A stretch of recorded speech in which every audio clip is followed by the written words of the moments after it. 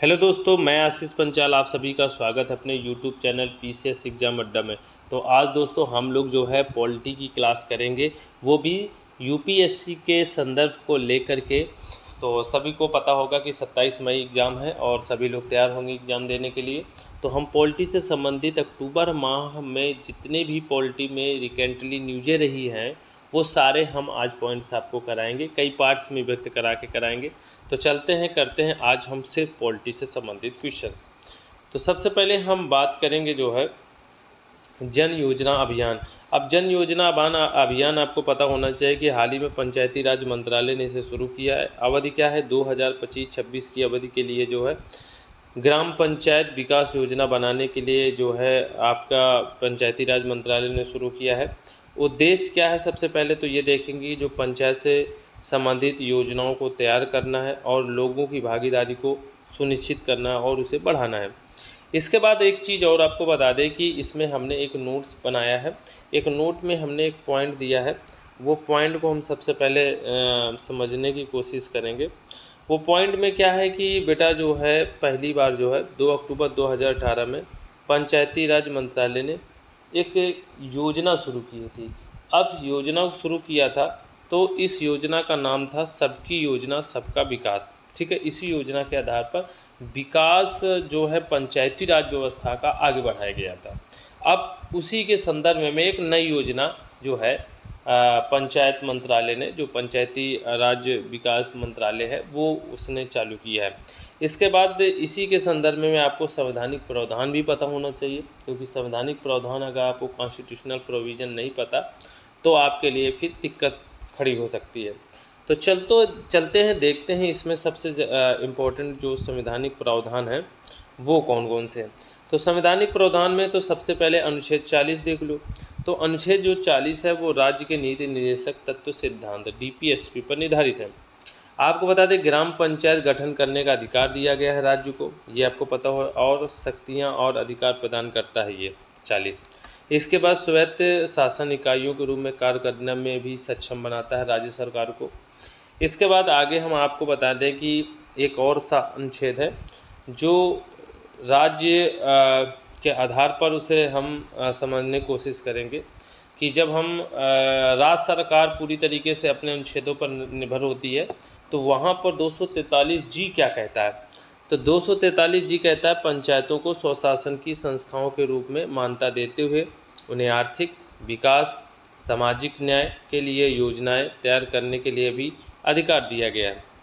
आपको बता दें कि आपने संविधान की 11वीं अनुसूची भी पढ़ी होगी। तो 11वीं जो अनुसूची आपने पढ़ी तो उसमें सूचीबद्ध में 29 विषयों के आधार पर जो है इसको संदर्भित किया गया, ये भी आपको पता होना चाहिए। चलते हैं, अगला हमारा जो है क्वेश्चंस है निःशुल्क विधिक सहायता क्या है। अब देखो निःशुल्क विधिक सहायता जो है वो चर्चा में क्यों रहा। आपको बता दें सुप्रीम कोर्ट का एक निर्णय आया कि जेल में जो बंद रहते हैं कैदी, उनके लिए निःशुल्क और समय पर कानूनी सहायता सुनिश्चित करने के लिए विधिक सेवा प्राधिकरण को निर्देश दिया जाए। अब क्या है निःशुल्क कानूनी या विधिक सहायता, इसके संदर्भ में हम समझेंगे। तो चलते हैं, देखते हैं। आपको पता होना चाहिए कि जो निःशुल्क कानूनी विधिक सहायता है वो जो है ऐसे व्यक्तियों को निःशुल्क कानूनी सेवाएं प्रदान करने से है जो कानूनी प्रतिनिधित्व और न्याय प्रणाली तक पहुंच का खर्च वहन करने में असमर्थ रहते, उनके लिए निःशुल्क कानूनी या विधिक सहायता प्रदान की जाती है। आपको पता है इसी के संदर्भ में हम लोग संवैधानिक प्रावधान को भी समझेंगे। जो संवैधानिक कॉन्स्टिट्यूशनल प्रोविजंस है उनमें से आर्टिकल पहला 21 आता है, 21। ज़्यादातर बच्चे इस आर्टिकल को पढ़ते रहते हैं, मगर बहुत सारी बातें जो है इस आर्टिकल में नहीं समझ में आती। विधि द्वारा स्थापित प्रक्रिया, मतलब जो शासन प्रक्रिया द्वारा जो बनाए गए कानून हैं वो बिल्कुल स्थापित किए गए हैं विधि द्वारा, कानून की प्रक्रिया द्वारा किसी भी व्यक्ति को प्राण व दैहिक स्वतंत्रता से वंचित किया जा सकता अन्यथा नहीं। अब इसमें क्या है सबसे पहले इम्पोर्टेंट बात है कि ये फंडामेंटल राइट्स है। आर्टिकल 21 आपको पता होना चाहिए। 12 से 35 तक फंडामेंटल राइट्स से संबंधित अधिकार दिए गए हैं, जिसमें आर्टिकल 21 है। 21 का ए भी है, तो उसको अलग हम संदर्भित में जब कोई क्वेश्चन आएगा तो समझेंगे। अभी हम सिर्फ आर्टिकल 21 समझना चाहते हैं। विधि द्वारा स्थापित प्रक्रिया है, किसी भी व्यक्ति को प्राण व दैहिक स्वतंत्रता से वंचित किया जा सकता है, अन्यथा नहीं। अब आगे बात करेंगे डीपीएसपी है, जो डीपीएसपी राज्य को कर्तव्य सौंपता है। तो राज्य के संदर्भ में हम इस बात को देखेंगे 39A के लिए, ये राज्य को निःशुल्क विधिक सहायता उपलब्ध कराने का निर्देश देता है।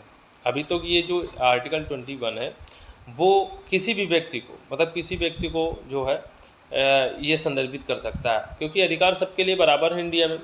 इसके बाद आपको बता दें, ये राज्य को अधिकार दिए जाते हैं। इसमें केवल कोई भी नागरिक आर्थिक हो या अन्य अभाव के कारण न्याय प्राप्त करने से वंचित ना रह जाए। ठीक है। इसमें एक चीज़ और है, आपको बता दें कि एक संशोधन बहुत इम्पोर्टेंट है, और वो संशोधन क्या कहता है उसको हम जरूर देखेंगे। संशोधन में सबसे पहले हम देखेंगे संविधान संशोधन अधिनियम 1976 के द्वारा जोड़ा गया। आपको पता होना चाहिए कि मिनी कॉन्स्टिट्यूशन है, जिसे हम 42वां संविधान संशोधन 1976 जानते हैं। उसी के तहत ये 39 जो है हम पढ़ रहे थे अभी, वो जोड़ा गया है। ठीक है। तो आपको पता होना चाहिए बेटा कि हम लोग अभी तक क्या पढ़ रहे थे, 39A पढ़ रहे थे। क्या पढ़ रहे थे, 39A पढ़ रहे थे। तो 39A को जो जोड़ा गया है वो आर्टिकल 42वां संविधान संशोधन 1976 के तहत जोड़ा गया। अब इसी को संदर्भित मद्देनजर रखते हुए हम आगे जो है वैधानिक प्रावधानों को भी पढ़ने की कोशिश करेंगे। अब वैधानिक प्रावधान क्या कहलाते हैं, बिल्कुल अलग है। संवैधानिक प्रावधान अलग है, वैधानिक प्रावधान अलग है। आपको पता होना चाहिए वैधानिक प्रावधान के अंतर्गत जो हमारे धाराएं आती हैं, जो अधिनियम आते हैं, जो बनाए जाते हैं, वो सारी चीज़ें दी जाती हैं। इसी आधार पर सारी चीज़ जो है वो कानून के द्वारा तय हो जाती है। उसमें हमारे जो है, जब हम पढ़ेंगे संविधान में अनुच्छेद, तो अनुच्छेद हमें हमारे राइट्स बताता है। ठीक है। कर्तव्य बताता है कि इस आर्टिकल में ये है, आपको ये कर्तव्य दिया गया है, इसी के आधार पर आप जो है इन नियम संयम के आधार पर चलिए। मगर ये डायरेक्टली आपके अपराध किए गए अपराध की सज़ा को, के प्रावधान को सीधा कोर्ट और सुप्रीम कोर्ट को दे देता है कि ये आदमी ये अपराध किया है और इसी के तहत इसको सज़ा इतने दिन होगी, उसमें सब लिखा रहता है। ठीक, चलते हैं, ये तो पता हो गया सबको। वैधानिक प्रावधान क्या है कि वैधानिक प्रावधान एक विधि के सेवा प्राधिकरण है, एक अथॉरिटी है। 1987 में ये अधिनियम 1955 में लागू हुआ था। इसका उद्देश्य था समाज के जो कमज़ोर वर्ग हैं उनको निःशुल्क और उचित कानूनी सेवाएं प्रदान करने के लिए सक्षम बनाता है। विधिक सेवा प्राधिकरण की जो है स्थापना करना इसका उद्देश्य था। इसके बाद आपको बता दें कि इस पात्र व्यक्ति के अंतर्गत महिलाएं भी आती हैं, बच्चे भी आते हैं, अनुसूचित जाति, अनुसूचित जनजाति और औद्योगिक कामगार भी आते हैं।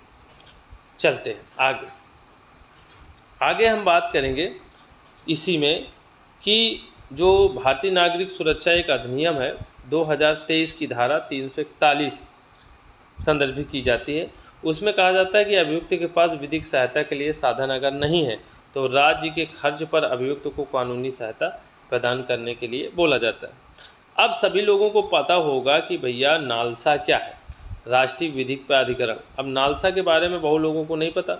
तो ये एक वैधानिक निकाय है भैया। ठीक है। और इसका मुख्य उद्देश्य होता है कि समाज के अंदर जो कमज़ोर वर्ग होते हैं उन्हें निःशुल्क और उचित विधिक सेवाएं प्रदान करने के लिए सक्षम बनाता है। चलते हैं आगे। अगली हमारी जो है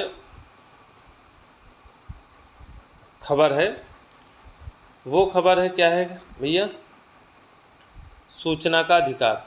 क्या है, सूचना का अधिकार। अब ये भैया सूचना का अधिकार क्या है, सूचना का अधिकार जिसे हम आरटीआई के नाम से जानते हैं, ज़्यादातर लोग बस आरटीआई जानते हैं। चर्चा में क्यों रहा, क्योंकि 2025 में 20 साल पूरे हो चुके हैं।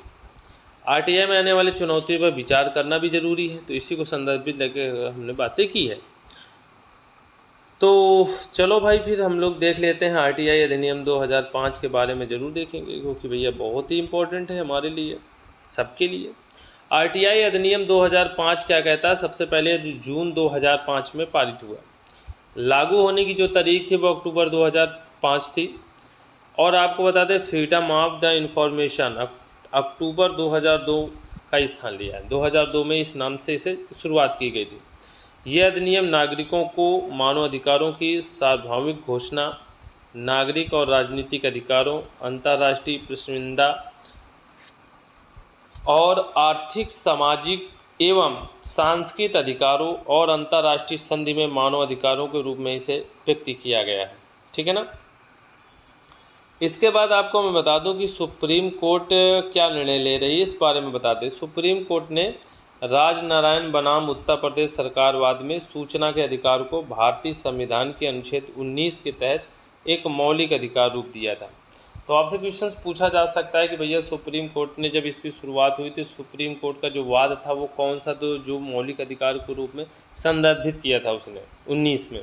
तो राजनारायण बनाम उत्तर प्रदेश सरकार के द्वारा एक वाद था, उसे सूचना के अधिकार को भारतीय संविधान के 19 के तहत एक मौलिक अधिकार की संकल्पना प्रदान की गई। ठीक है ना। इसी के आधार पर इसे स्थापित किया गया। तो याद रखना होगा आपको। किन पर लागू होते हैं, बहुत सारे लोगों को आज भी नहीं पता कि किन किन पर लागू होंगे। तो सबके सभी जो लोक प्राधिकरण होते हैं उन पर सब में लागू होंगे। इसके बाद आगे आपको बता दें कि संविधान के तहत जो भी स्थापित संसद या राज्य विधानमंडल द्वारा बनाए गए कानून या उचित सरकार द्वारा जारी की गई अधिसूचनाएं, आदेश पर सभी प्राधिकरण, संस्थाएं, निकाय शामिल होती हैं इसके अंतर्गत। इसके बाद आपको मैं बता दूं कि राज्य सरकार के स्वामित्व वाले जो नियंत्रण अधीन जो है पर्याप्त रूप से वित्त पोषित निकाय होते हैं। केंद्र राज्य सरकार द्वारा जो है पर्याप्त रूप से प्रत्यक्ष और अप्रत्यक्ष रूप से वित्त पोषित होते हैं, वो गैर सरकारी संगठन के अंतर्गत शामिल हैं। वो सारे जो है इस सूचना के अधिकार के अंतर्गत आएंगे। अब आपको पता होना चाहिए कि संवैधानिक प्रावधान क्या क्या है। संवैधानिक प्रावधानों में अगर हम नज़र डालें तो सबसे पहले हम आर्टिकल 19 को उठाते हैं। आर्टिकल 19 सीधा कहता है सूचना का अधिकार एक मौलिक अधिकार है। आपको पता है उत्तर प्रदेश सरकार द्वारा एक वाद हुआ था जिसमें ये लाया गया था।